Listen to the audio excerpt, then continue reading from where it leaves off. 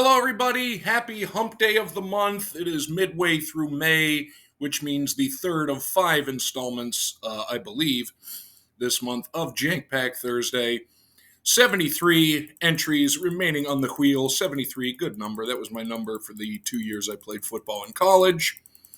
We shall shuffle, and let's see what in the world comes up this week. Last week it was, what was it? The Young Indiana Jones Chronicles. I'm going to spin while I pontificate and try to remember.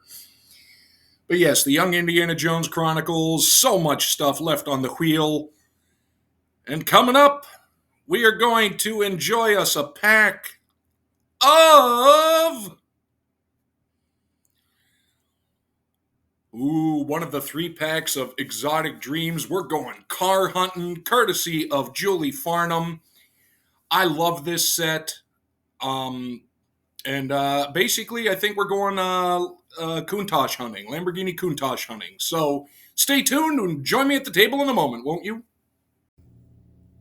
Hello, everybody. We are back over at the table, and we are digging for one of the 3 packs of... Backstreet Boys, you stay in there. One of the 3 packs of Exotic Dreams. Actually, right there. Perfect. Back up on top of, oh God, the stack behind that. It's getting a little heavy to do with one arm and still keep the integrity of the box. We're going to have to fix that. Exotic Dreams, collector's card. And thank you, Julie Farnham. We're going to get us a Lamborghini Countach. Oh, this is such a fun set. And it's, let's see, what year was it?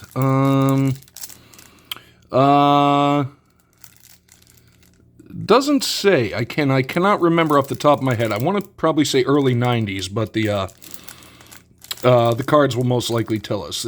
The use of specific manufacturer's name, brand names, model references, logos, and emblems are for identification only and do not imply endorsement of any kind. But special thanks to Pat, Chris, Mary, and Doug. So thank you guys. And we're going to get in. We're going Countach hunting because in the realm of exotic cars, seriously, in the realm of exotic cars, there was no greater poster car than the Lamborghini Countach. It looked amazing. It was space age, but when it came to driving it, it kind of failed in its primary purpose of being an automobile. But regardless, it looked fantastic. But let us get in and see what in the world we got. Ooh. Is that... Yep, that's just some stuff. These are in really nice shape. Not much brickage. Let's see if we can get a year on the back. But the 1958 Porsche Speedster. Okay, so these are 1992. Year, 58, 1600cc engine. I don't know what that means in cubic inches. 95 horsepower, the top speed 115 miles an hour, estimated value $85,000, and the owner, Kirk Brennan. These, I mean, that is just a sleek-looking car. Sleek-looking car. And, I'm sorry. Everybody's raving about, the car design these days. It's not very good. For whatever people think about the Tesla truck thing, whatever it is, it looks like it came pre-crashed. Like, people oh, look, what's it called? The Cybertruck got hit? How can you tell? There we go. The 1954 Jaguar XK120. And yes, I picked up Jaguar from watching Top Gear. They have some interesting things about the Jags. 1954, 3.4-liter engine, 220 horsepower, 141 miles an hour with an estimated value in 1992 of $80,000. That is going to have a lot more zeros in it now. John Sedbrook, if you still have that, you got yourself a gold mine. You think, that's kind of amazing. 141 miles an hour in 1954. This is a classic. The 55 Mercedes 300 SL Gullwing. I love the Gullwing. Such a cool design. 55, a 3-liter engine with 240 horsepower. The top speed of 162, a $350,000 value for Hank Bauer. But again, this is 1992. It was ever so long ago. God, they are cool looking. Let's go. We got the Countach and we got one of the lovely 90s ladies. Yeah, okay.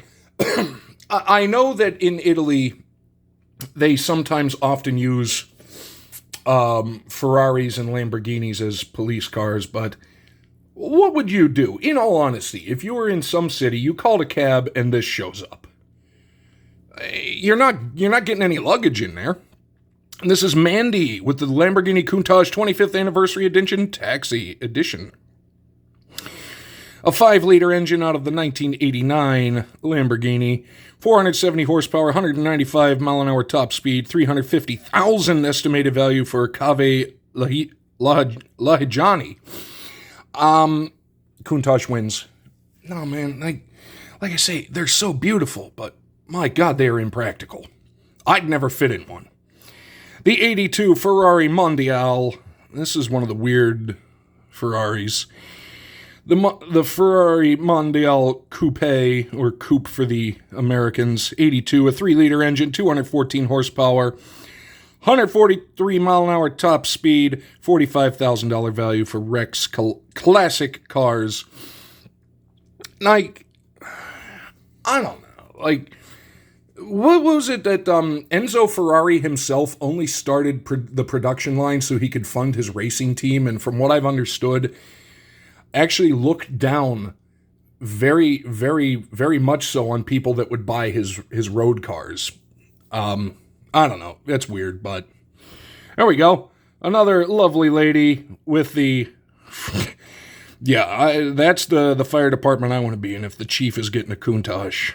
Well, who do we got here? This is Deborah with the Lamborghini Countach, the fire department edition. This one's from 83, although... I think it's the spoiler, basically. The 89 doesn't have a spoiler. 5-liter engine with 375 horsepower, 178 mile an hour top speed at $200,000 value for Ray W. Grimm Jr. And here we go. Another one. The 81, just standard. Is that a front spoiler? See, why? 81 Lamborghini Countach. Like, I'm no... engineer or astrophysicist, but what do you need a front spoiler for? An 81, a 5-liter engine, 450 horsepower, 183 mile an hour, $135,000 for Ray Grimm Jr. Hey, he has a couple of them. Well, that's an investment. Hey, there we go. Let's see if he owns this one. So this is the 83 Countach in black. Oh, no. This is the 500S from 83, 5-liter, 183 mile an hour, 375 horsepower. Ooh. $135,000 for Donna Liebrich. And the final one to end it on. Ooh. The 1989 Aston Martin Volante. I don't think I've ever seen this one before. I like the house in the back. The car, I don't know. I'm kind of torn on. 89, 5.34-liter engine, 403 horsepower, 170 mile an hour, $200,000 value for Kenneth C. Smith. How many cards were in this pack? 9 cards, and we got 4 Lamborghini Countaches. I call that an absolute victory. And now, as we look at the beautiful cars, we pause for our interlude and our shout-out. And this shout-out, Adam's Card Closet at 895 subs, desperately close to 900 and then to the inevitable 1,000. Please, please, please make sure to go check out Adam. There aren't too many finer gentlemen in the YouTube land that you're going to run across than Adam. I'm just going to go out and say that.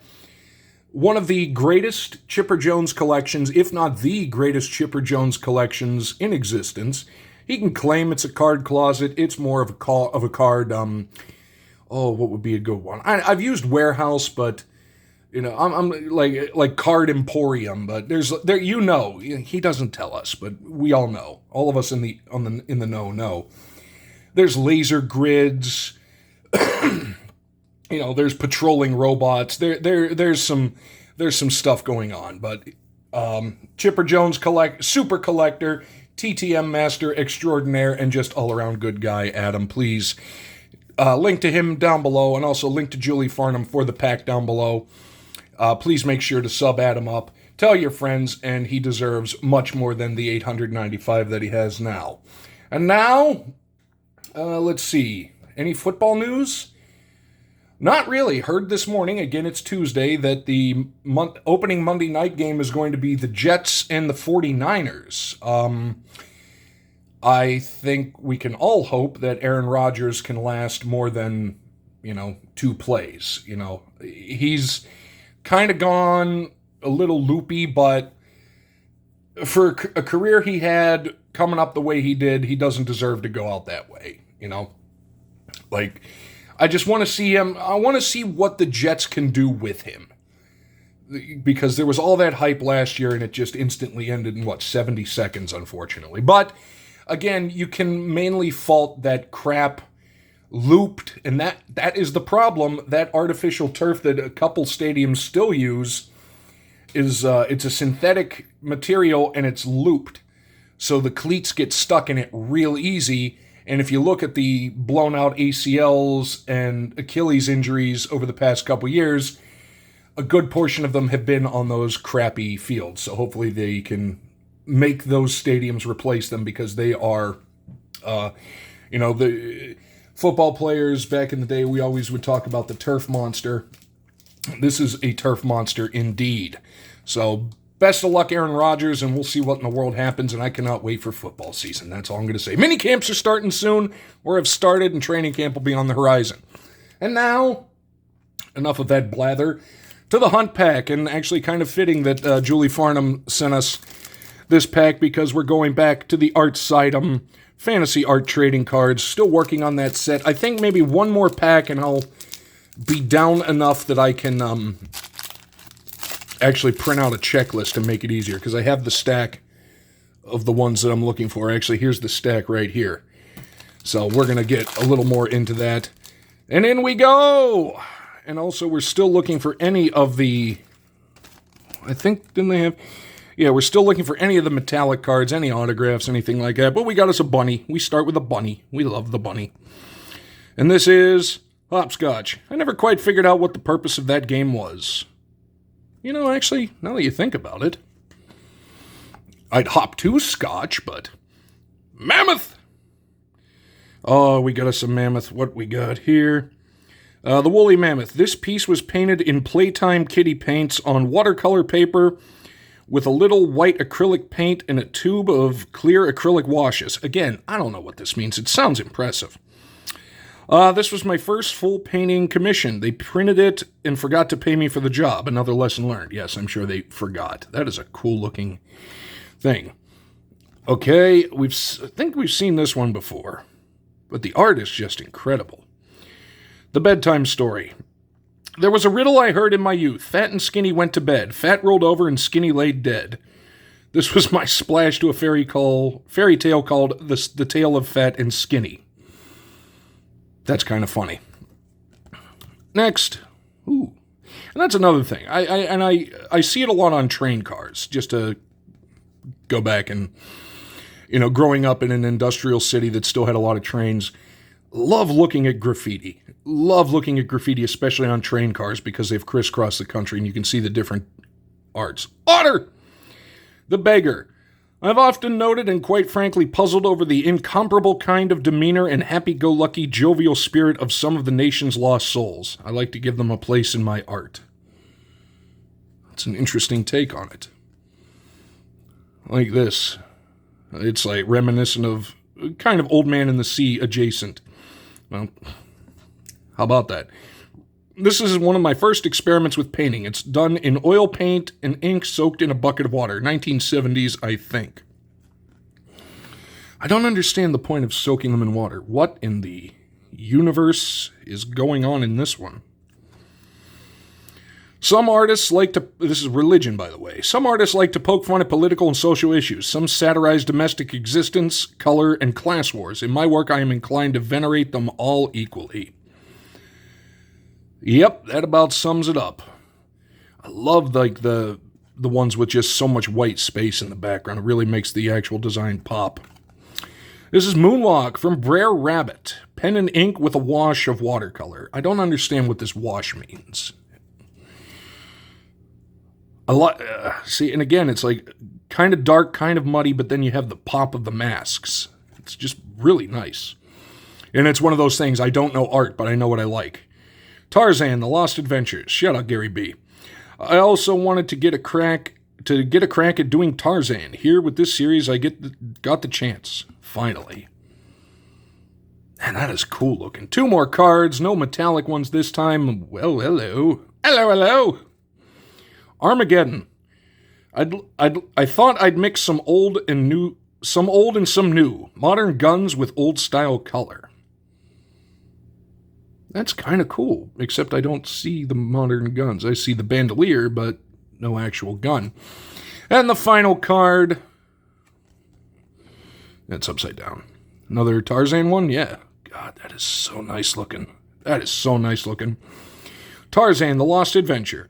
Before Edgar Rice Burroughs passed away, he was working on a Tarzan novel. Dark Horse Comics bought the rights to the work. This was the cover art to issue number 1 of Tarzan, The Lost Adventure. Well, that's cool. I did not know that.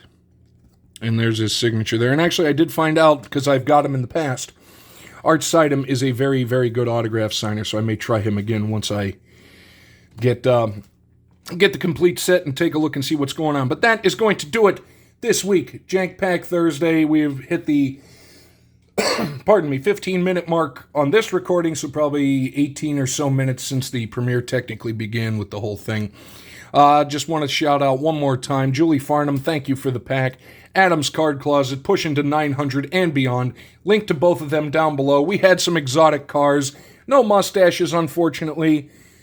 Actually, any? No, these are all clean-shaven. The woolly mammoth is just completely woolly. But anyway, that's going to do it. Thank you so much. Thank you to everybody in the chat for stopping by. Hope you enjoyed it. We will catch you next time.